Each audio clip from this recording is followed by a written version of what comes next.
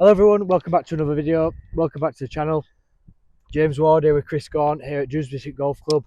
I'm bringing something interesting that we've seen online from one of the best players in the world. I think Tommy Fleetwood. Yep.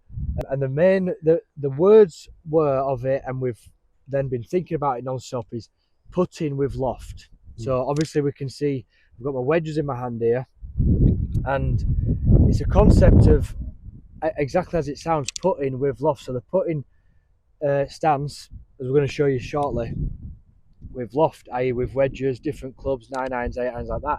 And it's become sort of something that I've sort of thought to myself, brought into your game, and like past couple of weeks, why am I not doing this more structured? And actually it is how I sort of play my wedges, something we're going to come on to shortly, on how we do the wedges and the gapping. But so from here, and what we sort of said is, so the putting with loft idea starts from fringe of the green, and what we want to sort of talk about, well, we want to talk everyone through it, because it's really, we think it's a really good thing that can help your game. And then it's sort of like, what point does it stop? Like, we've got golf balls here from 30 centimeters off the green, which could be a putt, all the way back to in some deep lies here, which, you know, the argument or the question of today is, when does it sort of stop? So I suppose putting with loft, so into the sort of technique. The technique and the shot itself. The theory, in terms of what Tommy Fleetwood and a couple of other players that we've seen, their argument is, or the question they ask is, you know, obviously on the green we're putting, then in the apron we may be putting, and then when does putting stop? But when can we still use a putting stroke with that control and just use a different club, you know, from a lofted wedge right back to a 7 or 8 iron? And that's the question we're going to try and answer today. So we've got balls maybe right back to 30 odd yards off the green, varying different lies. Some, you know. So I know I have, like, I've used this now as my sort of thought process trigger, is to try and use that putting stroke. And I when I'm hitting longer shots, I try and use that position like there. And when you think about it, it is just that extended putting stroke there that's going and there longer than that.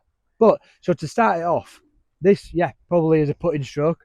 We've got very little in between. If you can see that on the camera, we've got perfect fringe grass. Yeah, definitely could put. So you put this, and you would probably say to people, you'd put that. Yeah, definitely. You've only got a little bit. Not but question. As soon as we come to this one, which is 2 yards off the green, put that one with the wedge. We can just just to show you what a putting stroke would be. Everything would look like a putting stroke. So we're up there with the wedge. We're just going to hit halfway up the ball and just create a roll, and that's how we'd put.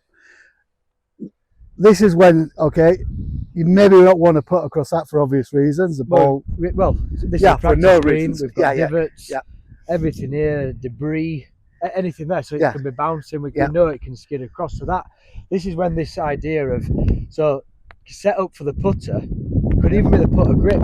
In fact, we want more of a weak grip onto it. I think I saw a picture the other day, and it was Lucas Glover. Lucas Glover's grip for chipping. Is something you'd never ever, you'd turn someone straight away from it. We're like that, you know, very weak on that hand to stop sort of that, and that's how he sort of does it. So now we can get into that putting setup. Golf club shaft more upright, sort of leaning on that left knee, step out with that left foot. So there I've got my putting setup, weight forward, hands forward again. And what the idea of it, what we saw in that video, was then the putting stroke. Nice. And it just gives that up. Very simple golf shot. The simplest of golf shots that I've ever seen. So again, what we're trying to feel as James, obviously an experienced player, you could, soon as you're moving back, start to feel like you want to start chipping. Well, we're saying resist that temptation. Wait, you know, there will be a temptation at some point. Well, let's see if we've got another solution, especially under pressure. Well, competition this situations. is it for me, because I'm trying to sort of feel sort of yardages and like landing spots from where I'm taking the club back now. Yes. With then 3 wedges, maybe even pitching wedge 9-9. That the options will never stop. Like we've got a flag here on our short game area. You can't see, but it's probably 30 yards away. Would I fly 58 there, or would I put with loft with 30 degree 8 iron, 7 iron? But then this one here, I'd be the same thing. So upright club, heel off the ground, weight on my left, putting stroke, and it just cannot fail to bump up. And I think getting the ball within, where acceptable. Well, if you're holding, that's 2 foot. So we're within 4 feet. It's that the rules of the yardage you've got, 10% of that. So if you're chipping from 15 yards, you're talking inside 2 feet.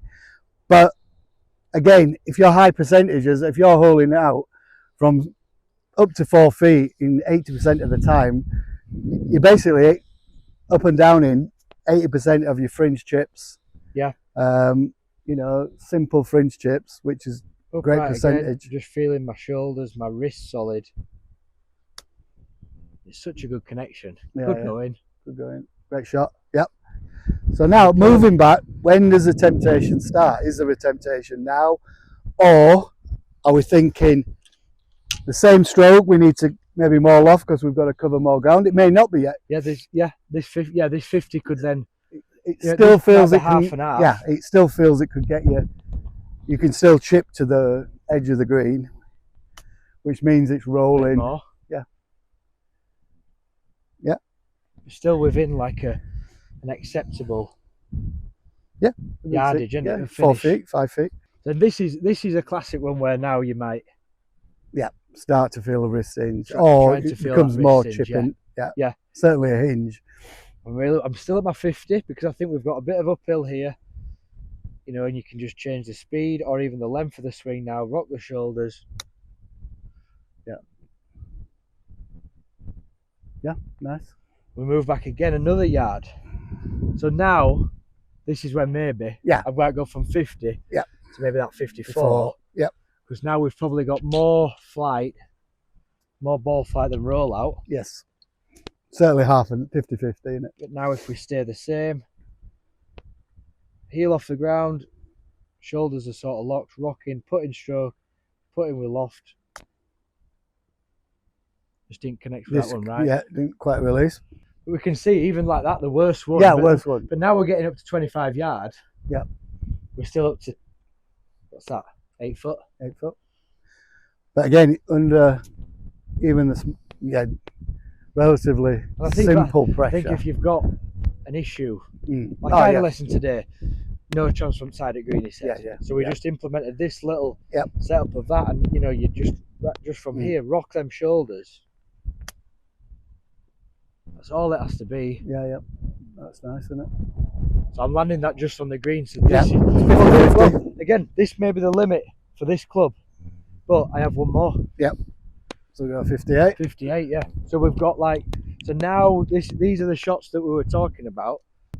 So this was the question of today. We were talking about this putting with loft from a couple of yards off the green, but we were saying, why is it not still the same here? For myself, I'm not a great pitcher, but if we take this concept, now I'm safely pitching that ball. Looks like a simple shot, but one that I've been scared of. So now we're going to get sat down a little bit. So again, very tempted for some players now. It'd be 58 and underneath it, like explosion bunker shot type shot swing. And what gets me with this is the type of shot that flicks up, and then I don't like it, so I get close, not there. Whereas this shot allows me to get that. You can see that sort of width. So we lean forward. I could even open the face maybe a little bit and just put.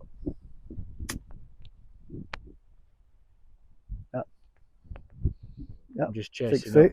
Nice. So this is, I suppose, the one. This is a definite moment now where you would feel, but there's also the other option of back to your 54 or 50, using a very simple stroke, just adapting the setup position. So here I would say come away from loft and go now still. Obviously there's rough terrain, so we're going to have to bounce it up short of the green. But again, the movement pattern is simple. You know it's going to squeeze out. It's going to squeeze out nice. Yeah, and all of a sudden you sort of trying your luck there, but we've run out to 5 foot. Yeah, 5 foot most from 30 yard. Yeah, and now we sat down. This would definitely tempt a player into so disappear the ball almost. Yeah, but it can be that set. But if we get that set up again, impact factors, just try and come down on it a little bit. Exactly. Squeeze it out. Squeeze it out. Yeah. Well, like you say, nearly holds it. It just gives that. Well, we haven't changed anything over here. that. It's the same thing, and we're now maybe 30 yards, 30 plus, 32 yards. 30 yard out. Yeah. Again, not a great lie. Upright again. Heel off the ground. Just shot on a bit. Yeah, but still an acceptable from here. If you were splashing if you were hitting a splash shot from there with a 58 and you got to 8 feet, you'd be more than happy. And we've got there, like, we can see like the shot dispersion. Yeah. So we can see like the results there all the way from 10 yard right back from 35.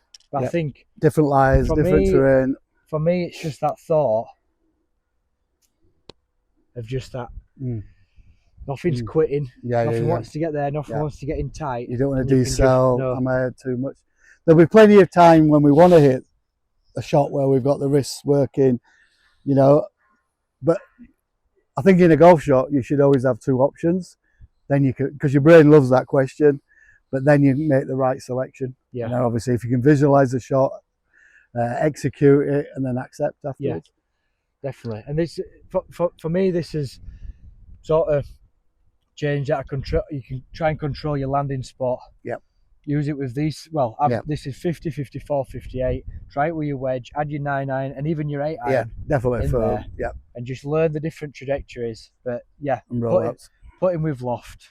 So I think the 3 minutes to end the video, we get in that putting stroke stance. Yes. So like your eyes are over the ball, and literally change the club to a wedge, and then do what you have to do. Just rest the handle on your left thigh as you come in. If you have to grip the club there, we've got a good couple of inches at the top. Yep. There like that. Lean forward. We're a lot closer than the ball than like, a normal shot. Heels off the ground, shafts more upright, and then just put in stroke it off. Yeah, brilliant. But yeah, good option, Hope. Give that a go. Let us know how it goes. Drop us any questions below if you're struggling or want any more pointers with that. I hope you've enjoyed that video, and we'll see you next time.